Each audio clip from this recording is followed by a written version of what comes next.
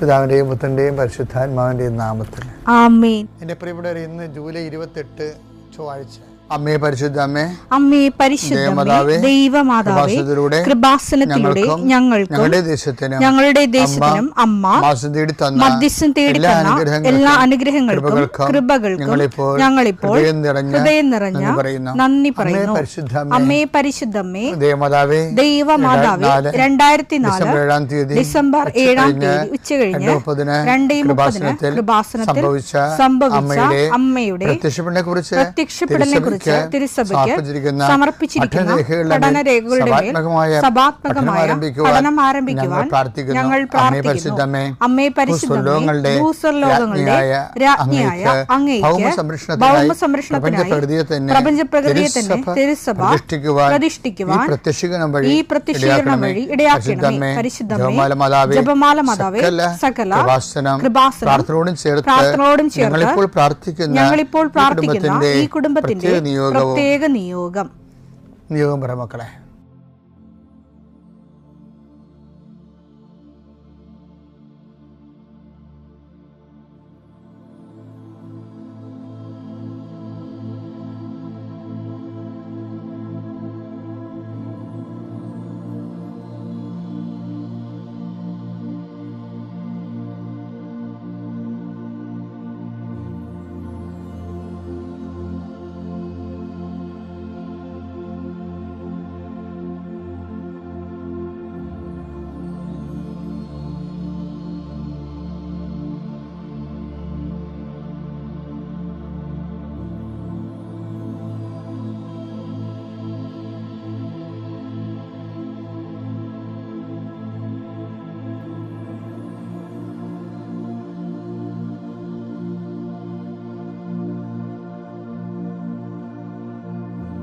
അമ്മയുടെ പ്രത്യക്ഷീകരണത്തിന്റെ ഈ അനുഗ്രഹവേളയിൽ ഞങ്ങൾക്ക് സാധിച്ചു തരുവാൻ കനിയണമേ.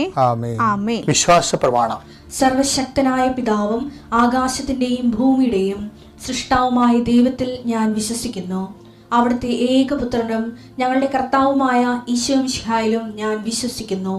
ഈ പുത്രൻ പരിശുദ്ധാത്മാവിനാൽ ഗർഭസ്ഥനായി കന്യകാമറിയത്തിൽ നിന്ന് പിറന്ന് പൊന്തിയോസ് പീലാത്തോസിന്റെ കാലത്ത് പീഡകൾ സഹിച്ച് കുരിശിൽ തറയ്ക്കപ്പെട്ട് മരിച്ച് അടക്കപ്പെട്ട് പാതാളങ്ങളിൽ ഇറങ്ങി മരിച്ചവരുടെ ഇടയിൽ നിന്ന് 3-ാം നാൾ ഉയർത്ത് സ്വർഗത്തിലേക്ക് എഴുന്നള്ളി സർവശക്തിയുള്ള പിതാവായ ദൈവത്തിന്റെ വലതുഭാഗത്തിരിക്കുന്നു. അവിടെ നിന്ന് ജീവിക്കുന്നവരെയും മരിച്ചവരെയും വിധിക്കുവാൻ വരുമെന്നും ഞാൻ വിശ്വസിക്കുന്നു. പരിശുദ്ധാത്മാവിലും ഞാൻ വിശ്വസിക്കുന്നു. വിശുദ്ധ കത്തോലിക്കാ സഭയിലും പുണ്യവാന്മാരുടെ ഐക്യത്തിലും പാപങ്ങളുടെ മോചനത്തിലും ശരീരത്തിന്റെ ഉയർപ്പിലും നിത്യമായ ജീവിതത്തിലും ഞാൻ വിശ്വസിക്കുന്നു. ആമേൻ. സുഖസ്ഥനായ ഞങ്ങളുടെ പിതാവേ, അങ്ങയുടെ നാമം പൂജിതമാകണമേ. അങ്ങയുടെ രാജ്യം വരണമേ. അങ്ങയുടെ തിരുമനസ് സ്വർഗത്തിലെ പോലെ ഭൂമിയിലും ആകണമേ. അന്നു വേണ്ടുന്ന ആഹാരം ഇന്ന് ഞങ്ങൾക്ക് തരണമേ. ഞങ്ങളോട് തെറ്റ് ചെയ്യുന്നവരോട് ഞങ്ങൾ ക്ഷമിക്കുന്നത് പോലെ ഞങ്ങളുടെ തെറ്റുകൾ ഞങ്ങളോടും ക്ഷമിക്കണമേ. ഞങ്ങളെ പ്രലോഭനത്തിൽ ഉൾപ്പെടുത്തരുതേ, തിന്മയിൽ ഞങ്ങൾ രക്ഷിക്കണമേ. ആമേൻ. നന്മ നിറഞ്ഞ മറിയമേ, സ്വസ്തി. കർത്താവ് അങ്ങയുടെ കൂടെ സ്ത്രീകളിൽ അങ്ങ് അനുഗ്രഹിക്കപ്പെട്ടവളാകുന്നു. അങ്ങയുടെ ഉദരത്തിൻ ഫലമായി ഈശോ അനുഗ്രഹിക്കപ്പെട്ടവനാകുന്നു. പരിശുദ്ധ മറിയമേ, തമ്പുരാന്റെ അമ്മേ, പാപികളായ ഞങ്ങൾക്ക് വേണ്ടി ഇപ്പോഴും ഞങ്ങളുടെ മരണസമയത്തും തമ്പുരാനോട് അപേക്ഷിക്കണമേ. ആമേൻ. കർത്താവേ, നിന്റെ ഉന്നതമായ നാമത്തിന് സ്തുതി. കർത്താവേ, നിന്റെ വിശുദ്ധ പൗരോഹിത്യത്തെ മഹത്വപ്പെടുത്തണമേ. കർത്താവെ, സഭയിലുള്ള സാന്നിധ്യം പ്രകടമാക്കണമേ. 40 വർഷം ഞാൻ അർപ്പിച്ച കൃപാന്റെ യുഗതിയാണ്. കൃപാസ്ഥാനത്താറെ ജീവനോടെ പ്രത്യക്ഷപ്പെട്ട മാതാവിന്റെ മാധ്യസ്ഥം ഇന്ന് അങ്ങയുടെ മക്കളെ പ്രാർത്ഥന കൂടുന്ന എല്ലാ മക്കൾക്ക് വേണ്ടി പ്രാർത്ഥിക്കുകയാണ്. വിസ പ്രോസസ് ചെയ്യാത്തവരെ, വിസ നഷ്ടപ്പെട്ടവരെ, വിസ തീർന്നു പോയവരെ, വിദേശ ജോലിക്ക് വേണ്ടി ശ്രമിക്കുന്നവർ, അതിനുവേണ്ടിയുള്ള ഒരുക്കങ്ങൾ പൂർത്തിയാക്കിക്കൊണ്ടിരിക്കുന്നവർ, ഇടയ്ക്ക് വെച്ച് ആ ഫയൽ ക്ലോസ് ചെയ്തിരിക്കുന്നവർ, പെൻഡിങ് ആയിരിക്കുന്നവർ, വിവാഹം ഒത്തുവരാത്തവർ, ഒത്തുവന്ന വിവാഹം നഷ്ടപ്പെട്ടു പോയതിൻ്റെ വേദന ഉള്ളവർ, മക്കളില്ലാത്തവർ, പണിപ്പാട്ടിൽ പ്രശ്നങ്ങളൊക്കെ ആയിട്ട് ജീവിക്കുന്നവരുണ്ട്, പണി നഷ്ടപ്പെട്ടവരുണ്ട്, പണി നഷ്ടപ്പെടുത്തിയവരുണ്ട്, പലതരത്തിലുള്ള കുശുമ്പും വക്രതകളും പറഞ്ഞുകൊണ്ട് ഒഴിവാക്കാൻ ശ്രമിക്കുന്നവരുണ്ട്. മാതാവേ, അവരോട് കൂടെ പോവുകയും പണിപ്പാട്ടിൽ സംസാരിക്കുകയും ചെയ്യണമേ. അവിടെ മനസ്സെല്ലാം മാറ്റി പ്രതിയോഗികൾ നിന്നിൽ ആശ്രയിക്കുന്നവന് ജീവിച്ചു പോകാനുള്ള സാഹചര്യം ഉണ്ടാകാൻ ഇടയാക്കണമെന്ന് പ്രാർത്ഥിക്കുന്നു. കടമ്പകൾ കടന്നിട്ട് വേണം പല ഫയലുകളും ഒപ്പിടാനും പല വിഷയങ്ങൾക്കും തീർപ്പാക്കാനും.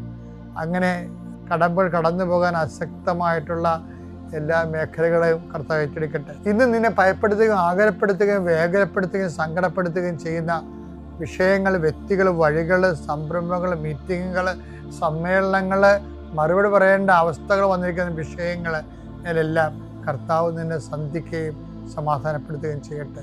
വെള്ളമില്ലാത്തവർ ഒത്തിരിയേറെ കുഴൽക്കിണർ കുത്തിയിട്ടും ഒത്തിരി ആഴത്തിൽ കുത്തിയിട്ടും പണം നഷ്ടപ്പെട്ടിട്ടും വെള്ളം കാണാത്തൊരു, ആ സ്ഥലം വിൽക്കാൻ പറ്റണില്ല, അവിടെ ജീവിക്കാൻ പറ്റാത്ത വിഷയത്തിലുള്ള എല്ലാ മക്കളെയും കർത്താവിൻ്റെ നാമത്തിൽ ആശീർവദിക്കുന്നു. കർത്താവ് ഇന്നത്തെ യാത്ര, ഇന്നത്തെ സംസാരം, ഇന്നത്തെ കമ്മ്യൂണിക്കേഷൻസ്, ഇന്നത്തെ ഒപ്പുകൾ, ഇന്നത്തെ എഴുത്തുകൾ, ഇന്നത്തെ ഉപയോഗിക്കുന്ന വാഹനങ്ങൾ, കർത്താവ് ഇന്ന് ചെയ്തു തീർക്കേണ്ട എല്ലാ ഉത്തരവാദിത്തങ്ങളും കണ്ടുമുട്ടുന്ന എല്ലാ വ്യക്തികളുടെ മേലും എൻ്റെ മക്കളുടെ മേൽ കർത്താവിൻ്റെ ശക്തി പ്രവർത്തിക്കുകയും മാതാവിൻ്റെ മധ്യസ്ഥത്തിൽ സഞ്ചാരി മാതാവ് സമയത്തിൻ്റെ അധികാരം നിലമേലങ്കിയാൽ നിങ്ങളെ പൊതുകയും സന്തോഷത്തോടെ നിങ്ങൾ രാത്രി തിരിച്ചു വരാൻ ദൈവം അനുവദിക്കുകയും ചെയ്യട്ടെ. എൻ്റെ പ്രിയപ്പെട്ടവരെ, നിങ്ങൾ ഡെയിലി കുർബാനയ്ക്ക് പോകുന്നവർ ആദ്യം ചിന്തിക്കേണ്ടത് നിങ്ങൾക്കതിനുള്ള യോഗ്യത ഉണ്ടാകും ചിന്തിക്കണം. കാര്യം എന്താ പ്രശ്നം വെച്ച് കഴിഞ്ഞാൽ, ഡെയിലി കുർബാനയ്ക്ക് പോകുന്ന മുമ്പ് നിൽക്കണം, നിങ്ങൾക്ക് ഡെയിലി കുർബാനയ്ക്ക് പോകാനുള്ള യോഗ്യതയുണ്ട്. അപ്പോൾ നിങ്ങൾ ചോദിക്കും, എന്തിനാ അച്ഛനല്ലേ ഞങ്ങളെ പ്രോത്സാഹിപ്പിച്ച് ആൾത്താറയിലോട്ട് പറഞ്ഞു വരേണ്ടത്, ആ അച്ഛൻ തന്നെ എന്തിനാണ് ഞങ്ങളെ ഇങ്ങനെ ഈ തോട്ടിയിട്ട് പുറകോട്ട് വലിക്കണത്? അതല്ല പ്രശ്നം. ഇങ്ങനെ ഡെയിലി കുർബാനയ്ക്ക് പോകുന്നവർക്ക് ഒരു രോഗമെന്ന് വിചാരിച്ചോ, രോഗം വന്നപ്പോൾ നിങ്ങൾ പറഞ്ഞു, ഇന്ന് ഞാൻ പള്ളിയിൽ പോയില്ല, ഇന്ന് എനിക്ക് മേലായിരുന്നു, കർത്താവിന് ആവശ്യം ഉണ്ടായിരുന്നെങ്കിൽ എൻ്റെ രോഗം മാറ്റി എന്നെ കൊണ്ടുപോയനല്ല. അതായത് നമുക്കൊരു ചെറിയ ക്ലേശം വന്നപ്പോൾ ഉടനെ കർത്താവിൻ്റെ ആവശ്യമായി നമ്മൾ പള്ളി ചേരണത്.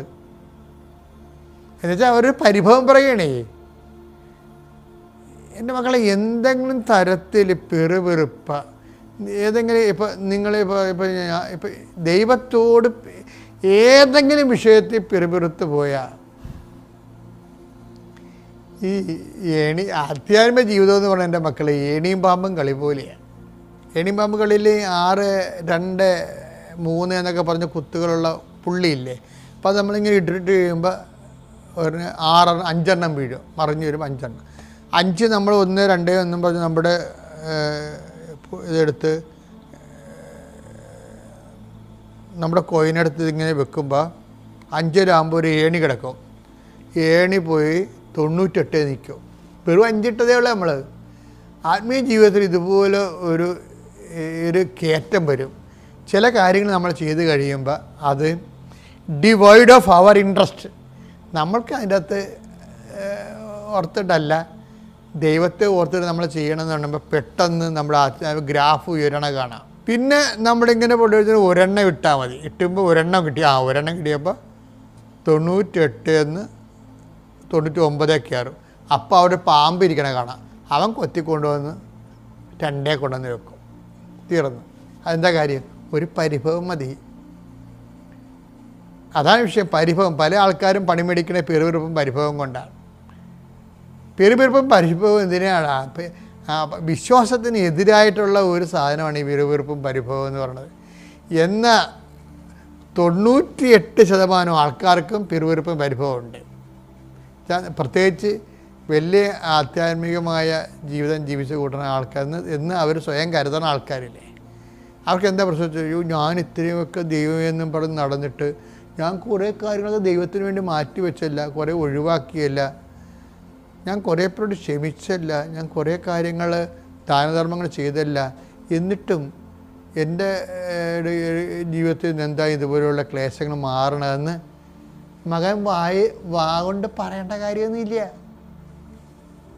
ചുമ്മാ മനസ്സിൽ വിചാരിച്ചാൽ മതി. ബൈബിളിൻ്റെ ഏറ്റവും വലിയ ഗതികേട് മനസ്സിൽ വിചാരിപ്പുകാർ കെണി വീണതാണ്. മനസ്സിൽ വിചാരിച്ച കെണിയിലായിപ്പോവും. അപ്പോൾ ഇത് ആ മനസ്സ് മലീമസമായ മനസ്സാണ്. അതുകൊണ്ടാണ് ആ മനസ്സിൽ അങ്ങനെ വിചാരം വേണ്ടത്. കർത്താവിൻ്റെ സുവിശേഷത്താൽ പരിശുദ്ധമായിട്ടുള്ളൊരു മനസ്സല്ലത്. അത് ലോകാരൂപിയാലും ലോകനേട്ടങ്ങളാലും കൊളസ്ട്രോൾ പിടിച്ചൊരു മനസ്സാണത്. അതുകൊണ്ടാണ് ചില കാര്യങ്ങൾക്ക് എനിക്കിങ്ങനെ വന്നല്ലോ എന്ന് ഓർത്തിട്ട് നിങ്ങൾക്കറിയാമല്ലോ, നമുക്കൊരു ക്ലാസ് ഇപ്പോൾ ഞങ്ങളൊക്കെ എനിക്ക് ആവശ്യം ഞങ്ങളോട് ഞാൻ പല പ്രാവശ്യം പറഞ്ഞിട്ടുണ്ട്, ഞാനിങ്ങനെ കുറേ ടെൻഷൻ പിടിച്ചുള്ള കുറേ ജോലി ചെയ്തിട്ടുണ്ട്. അങ്ങനെ എനിക്ക് കിഡ്നിയുടെ അസുഖമൊക്കെ വന്നത്. അപ്പോൾ അതിൻ്റെ ഭാഗമായിട്ട് അപ്പോൾ നമ്മൾക്ക് കിഡ്നിയുടെ അസുഖമില്ല എന്നുള്ളത് നമ്മൾ അതിൻ്റെ ഡയറ്റൊക്കെ കീപ്പ് ചെയ്ത് പോയാൽ മതി എന്ന് വെച്ച് കഴിഞ്ഞാൽ എവിടെ പോകാൻ? ഈ ക്ലൈമറ്റ് ചേഞ്ച് ചെയ്യണമെങ്കിൽ അപ്പം എനിക്ക് പനി വരും. എന്നാൽ ഞാൻ ഒരു 30 ദിവസം ആൾക്കാരെ തന്നെ ഉണ്ടല്ലോ കർത്താവിൻ്റെ ജോലി ചെയ്യണത്. ഞാനിങ്ങനെ വീഴുമ്പോഴൊക്കെ ഒരിക്കലും കർത്താവിനൊരു വാക്കും പറയത്തില്ല. കാര്യം എന്താ? അതിൻ്റെ കാരണം വെച്ച് കഴിഞ്ഞാൽ ഈ കുർബാന കയ്യിലെടുക്കുമ്പോൾ നമ്മൾ എന്താ പറയുക, ഈ വൈദികൻ എന്താ പറയണത്? ദിസ് ഈസ് മൈ ബോഡി എന്ന് വെച്ച് കഴിഞ്ഞാൽ ഒരു പീഡിത ശരീരമാണ്, മുറിക്കപ്പെട്ട ശരീരമാണെങ്കിൽ അത് ആരുടെ ബോഡിയാണ്? കർത്താവിൻ്റെ ശരീരമാണ്. ഒരു വേദനപ്പെട്ട ശരീരമാണെങ്കിൽ അതാരാണ്? കർത്താവിൻ്റെ അപ്പമാണ് വേദനപ്പെട്ട ശരീരം എന്ന് പറയുന്നത്. നമുക്കൊത്തിരി കാലം ഇങ്ങനെ സഹിച്ചു പോകാൻ പാടായിരിക്കും. എന്നാലും വേദനപ്പെട്ട ശരീരം ഒരു നിമിഷം പറഞ്ഞാൽ ഇത് ഞാൻ കർത്താവിൻ്റെ നാമത്തിൽ സമർപ്പിക്കണമെന്ന് പറഞ്ഞാൽ ഈശോ അപ്പം നമ്മളെ കുർബാന അപ്പമാക്കി മാറ്റും. ഈശോ അവിടെ ഇരുന്നിട്ടും പറയും ദിസ് ഈസ് മൈ ബോഡി എന്ന്. അതാണ് വിഷയം. ആ ഡെയിലി കുർബാനക്ക് പോകുന്നവരെ കുറിച്ച് ഞാൻ ആദ്യം വഴക്കിട്ട് പറഞ്ഞില്ലേ. എന്താ കാര്യം എന്നറിയാമോ? ഡെയിലി കുർബാനക്ക് പോകുന്നുണ്ടെങ്കിൽ അതിനുള്ള യോഗ്യത ആദ്യം മേടിക്കണം. അല്ലാതെ ഒബ്സഷനായിട്ട് പോകരുത്. ഈ ഒബ്സസീവ് കമ്പൽസീവ് റിയാക്ഷൻ, ഒരു കാര്യം ചെയ്തുകൊണ്ടിരുന്ന കാര്യം ചെയ്തില്ലെങ്കിൽ പിറ്റേ ദിവസം നമുക്ക് ഏതാണ്ട് അനാമത്ത് സംഭവിച്ച പോലെ തോന്നുന്നില്ല. അത് മാനസിക രോഗമാണ്. ഒരു കാര്യം ചെയ്തുകൊണ്ടിരിക്കുകയാണ്, ഒബ്സഷൻ ഉണ്ടായിന്, ആ ഒബ്സഷൻ തന്നെ നമ്മളെ കമ്പൽ ചെയ്യുന്നുണ്ട്. അതാണ് ഒബ്സസീവ് കമ്പൽസീവ് റിയാക്ഷൻ എന്ന് പറയുന്നത്. ഒരു കാര്യം നമ്മൾ സ്ഥിരമായിട്ട് ചെയ്തുകൊണ്ടിരിക്കുകയാണെങ്കിൽ ആ സമയത്ത് തന്നെ അത് ചെയ്തില്ല എന്നുണ്ടെങ്കിൽ നമ്മൾ ഡെസ്പാകും. അത് ഒബ്സഷനാണ്, മാനസിക രോഗമാണ്. വലിയ ഭ്രാന്തൊന്നുമല്ല, എന്നാലും ഒരു ചെറിയ തരം സൈലൻ്റ് ഭ്രാന്താണ്. അങ്ങനെ ഒരു സാധനത്തിനും നമ്മൾ അടിമപ്പെടരുത്. അടിമപ്പെട്ട് കഴിയുമ്പോൾ അങ്ങനെ ഒരു സംഭവം നമ്മൾ എന്തുകൊണ്ടാണ് ദുഃഖങ്ങൾ ഉണ്ടാകുന്നത്? ആദ്യം തന്നെ ചെയ്യേണ്ട ഇതാണ്. ഇപ്പം ഇന്നെനിക്ക് പോകത്തില്ല, ഇന്നെനിക്ക് പീരീഡ്സാണ്, ആ പൈസ 3 ദിവസമായി, ഞാൻ എനിക്ക് പീരീഡ്സ് ആയില്ല, ഞാൻ എന്തുമാത്രം കഷ്ടപ്പെട്ടാണ് ഉടമ്പടി ഉപ്പും തേച്ച് ഉടമ്പടി തൈലവും തേച്ച്, എന്നിട്ടും എൻ്റെ പീസ് മാറുന്നില്ലല്ലോ എന്നിട്ട്. അപ്പം ഇങ്ങനെ നമ്മൾ ഒരിക്കൽ പറഞ്ഞാൽ പോലും പറയല്ല വേണ്ടത്. യേശുക്രിസ്തുവിൻ്റെ പീഡാനുഭവങ്ങൾ വരുന്ന പോരായ്മയില്ലേ? അതെടുത്ത് കൊളോസോസ് 1:24. കൊളോസോസ് 1:24. നിങ്ങളെ പ്രതിയുള്ള പീഡകളിൽ ഞാൻ സന്തോഷിക്കുന്നു. സഭയാകുന്ന തന്റെ ശരീരത്തെ പ്രതി ക്രിസ്തുവിന് സഹിക്കേണ്ടി വന്ന പീഡകളുടെ കുറവ് എന്റെ ശരീരത്തിൽ ഞാൻ നികത്തുന്നു. അത് കർത്താവിൻ്റെ പീഡാനുഭവങ്ങളുടെ പോരായ്മ നമ്മുടെ ശരീരത്തിൽ നമ്മൾ നികത്തേണ്ടതാണ്. അങ്ങനെ നികർത്തി കഴിഞ്ഞത് ദൈവം തോന്നിക്കഴിഞ്ഞാൽ ഈശോയ്ക്ക് അത് സത്സന്ധമായിട്ടാണ് സമർപ്പണമെന്നുണ്ടെങ്കിൽ ഈശോ പറയും ദിസ് ഈസ് മൈ ബോഡി എന്ന് പറയും. എന്താ കാര്യം? നമ്മൾ പറഞ്ഞു ഈ സകലം ഞാൻ കർത്താവിൻ്റെ ശരീരത്തോട് ചേർത്ത് വെക്കണമെന്ന് പറയുമ്പോൾ ഈശോ പറയും ദിസ് ഈസ് മൈ ബോഡി. അപ്പോൾ നമ്മളാരായി മാറും?